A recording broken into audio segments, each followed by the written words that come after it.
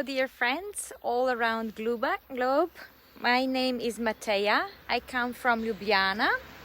Actually now I'm on the outskirts of Ljubljana in the shade of a beautiful birch tree. Namely, it's quite a hot day here in this area, and I'm waiting for a lovely group from Germany because we are going to have a sightseeing tour of this church behind me.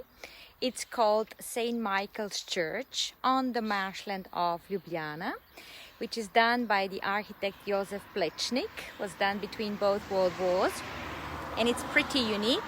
As you can see, there is a staircase leading us to the first floor of the church, and there is also a bell tower, which is quite unique, I would say.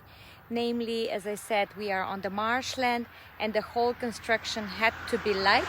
So architect Jože Plečnik used really light material like woods, fire-baked bricks, and even the pillars or sewage system, which is a bit lighter, you know, than from the right columns.